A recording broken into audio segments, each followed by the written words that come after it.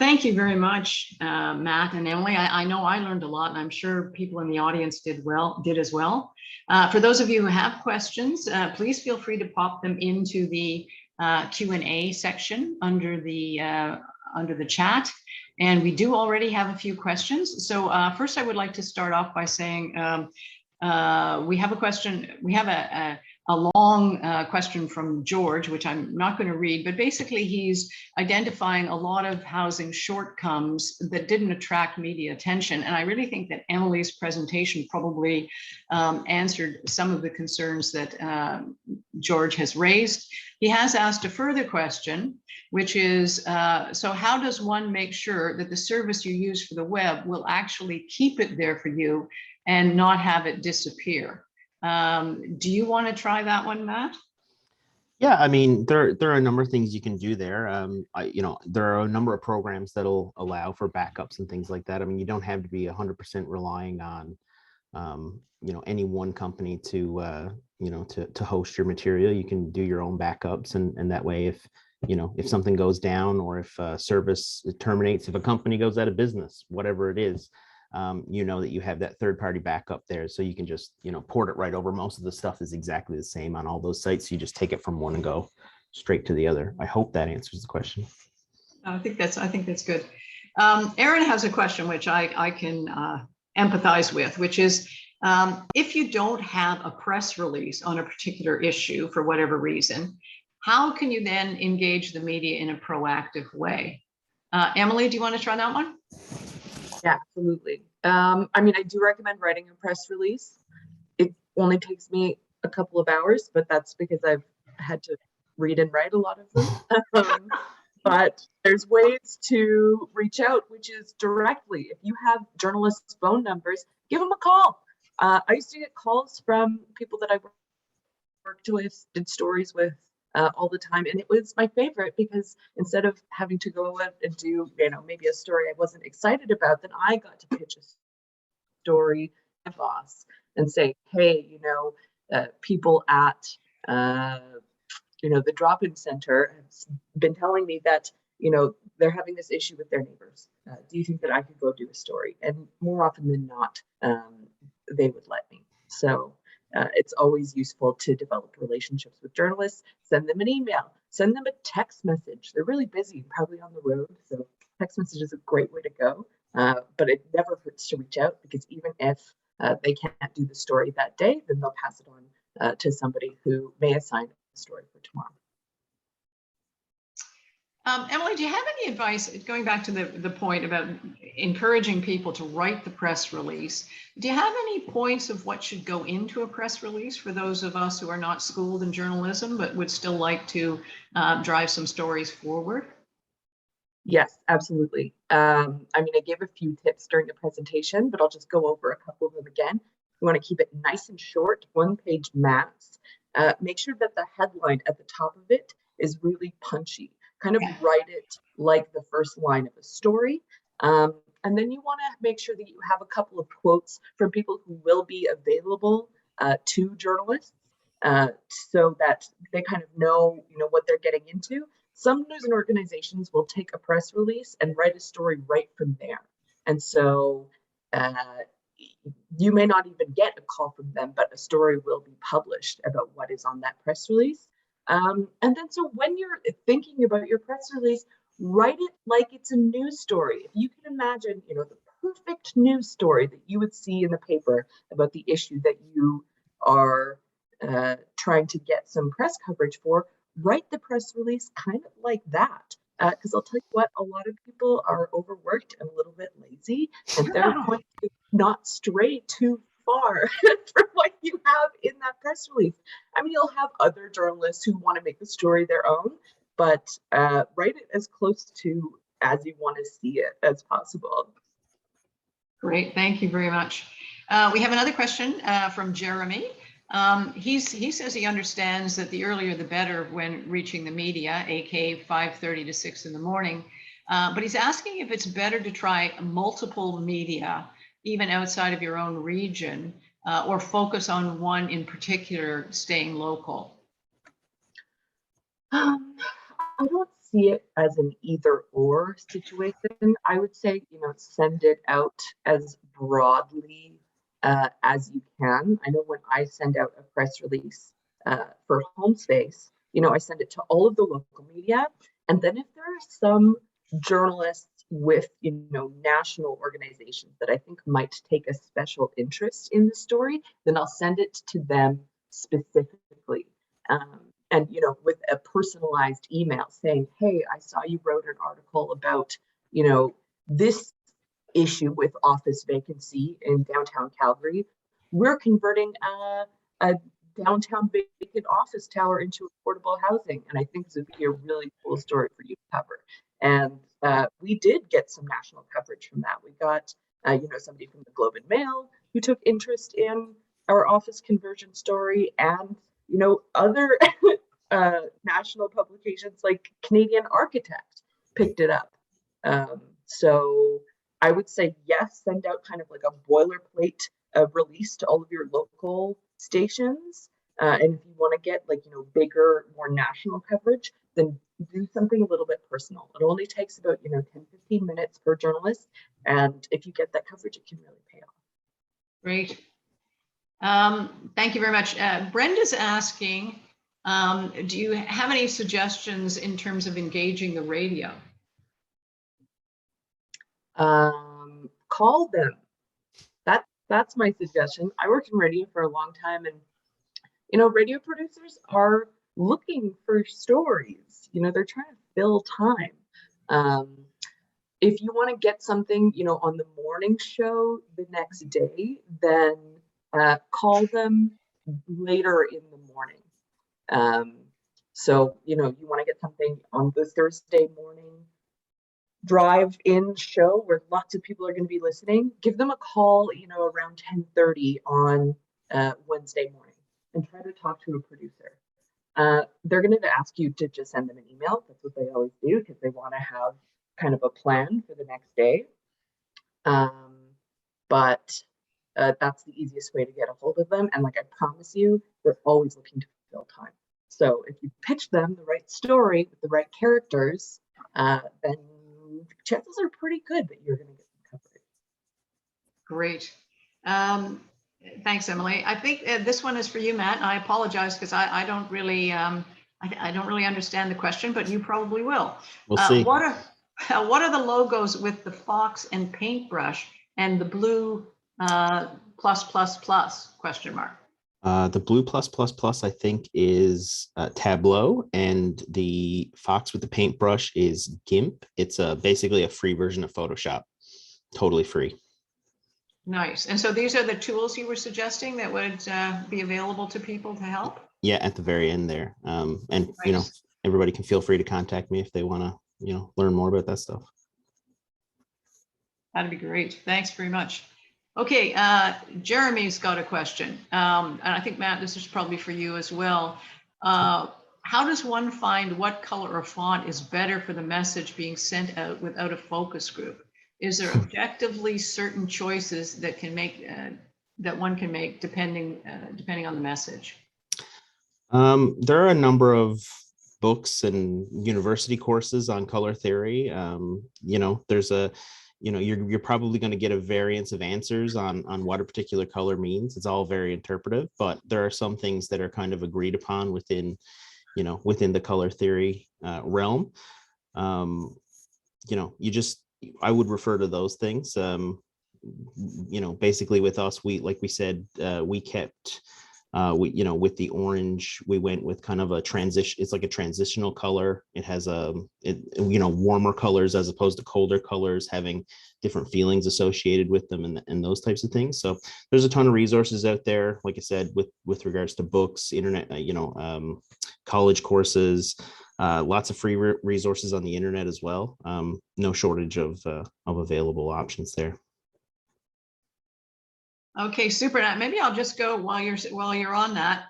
Sure. Matt, Brenda is asking if you could tell us what each of the logos are and your recommendation for using programs like the Canva. Yeah, for sure. I don't have them up No, I on me think right now. I think people are posing the questions when you were doing your presentation. But Yeah, yeah, for sure. I mean, I don't know which ones are there at the moment. I can't see them in front of me, but I know Creative Cloud is the little red one with the cloud on it. There's Photoshop is the one that says PS there. Like I said, GIMP is the fox with the paintbrush. I know Tableau was there. Canva is the C, like the purple C. I forget what other ones I put up there. Squarespace is the kind of like the squiggly one on the like middle, on the right side on the middle. Trying to go off memory here. sounds good. Okay, I think Brenda shares my my concern of it, and she's looks to me like she's clearly getting into it to do it herself, which is what a lot of our smaller organizations must do. Yeah. She's asking, and I think in part it may have been already answered by Emily's question, but answer in the other case. But she's asking if you have recommendations in learning how to write a good press release. Are there any courses out there that help with that? Ooh, that's a good question. I went to journalism school and I didn't learn to do it there.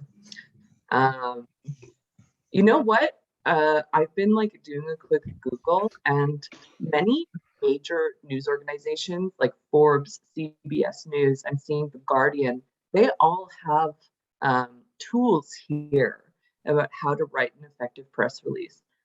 So it could be that you look up, the kind of organization that you'd like to see your story get published in, and they might have some resources available for what they're looking for. But it looks like there's a ton of free resources here about writing good press releases, and they follow some of the similar advice that I've given to you all during my presentation. Yeah, that's great. Thanks, Emily. I'm a bit slow on approving these. I apologize. Just keep them coming. I'll get there. George is asking a question, which is, or he's asking for your opinion on this idea that he often sends the press release to MLAs and MPs with an interest to just in case they get a call from the press on the subject. He wonders what you think about that.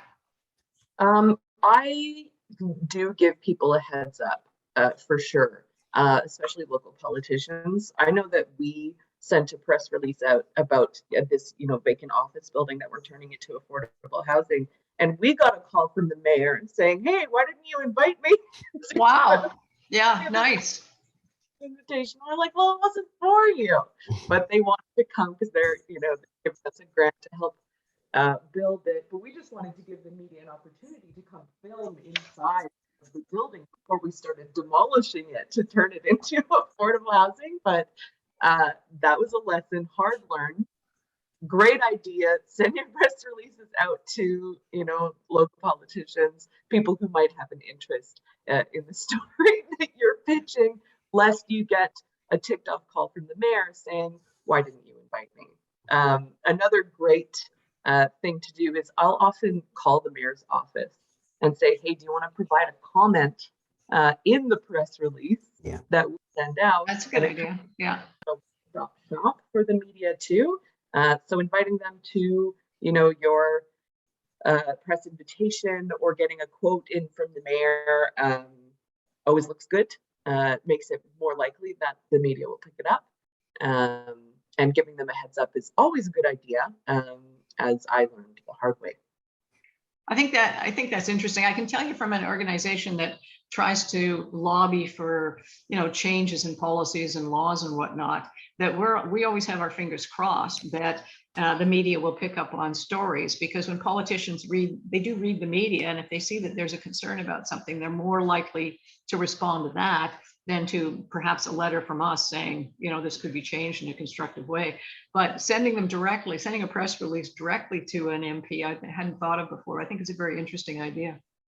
I think it's great. Kill two birds with one stone. Absolutely. And then they know it's kind of a pressure tactic too, right? Because we use the media as a pressure tactic for politicians. And so if this is in the media, like affordable housing was during the federal election campaign, then it's a tool that you can use to get support for what you do.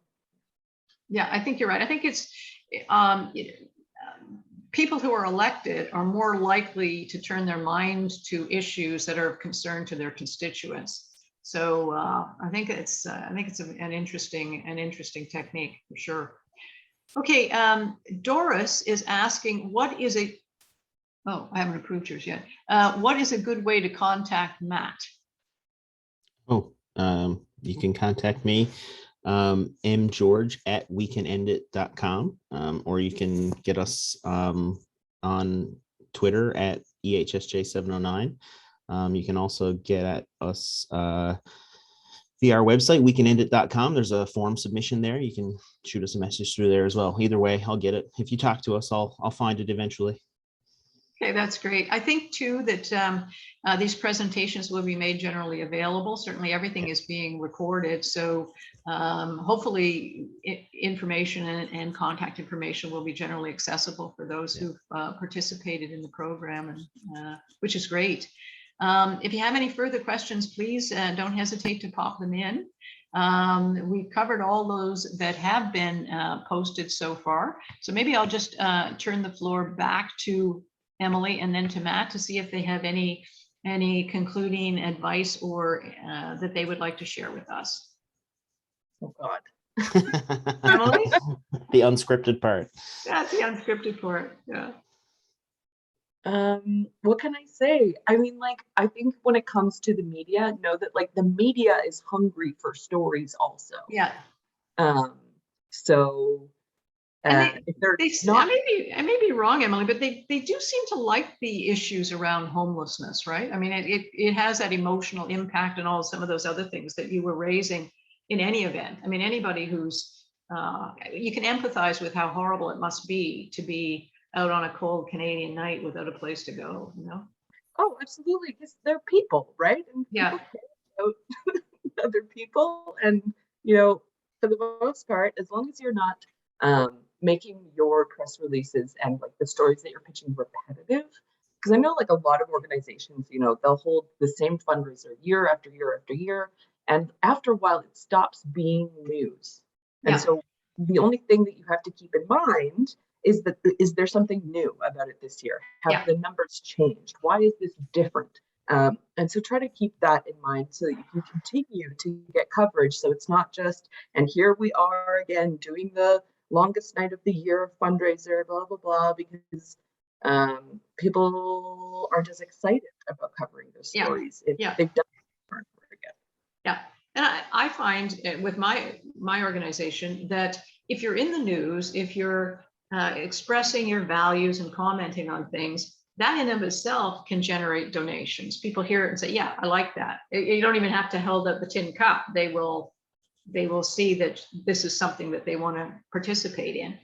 So I think there are many benefits to getting your stories in the news. Matt, you've really talked about sort of a campaign to drive forward an initiative and the media support for that, which is huge. Is there anything further that you would like to add or share with people? Yeah, I mean, I'll go back, to the title of my presentation and the quote from the beginning. Marshall McLuhan's most famous quote was, "The medium is the message." What you're doing, and I know I totally understand that a lot of people are doing the communications aspects of this stuff off the side of their desk. It's not the number one thing that they're doing, and I can definitely appreciate that. But I can't stress enough how important it is to package those messages, in a cohesive way, and how, just spend some time thinking about all the different ways what you're saying, like how you're saying something is communicating things. It all builds together in that package to go towards your final message, right? It's all communication. Yeah, absolutely. I like the idea of the branding and whatnot. I'm looking at the logo for the Canadian Association to End Homelessness. I mean, they can be very catchy and really sort of frame the whole thing, which is great. That's excellent. Okay, if there are no further questions, I again would like to thank the two presenters, Matt George and Emily Campbell. I think you did a great job, and I hope that those who were able to participate enjoyed it and got some useful help out of it. I know that from my perspective, communications is always a challenge for small organizations, Yeah. and extremely important in terms of being successful in achieving your outcomes and your objectives. So thank you very much, everyone. I appreciate you choosing this session, and I hope you enjoyed it. Take care. Thank you, everybody.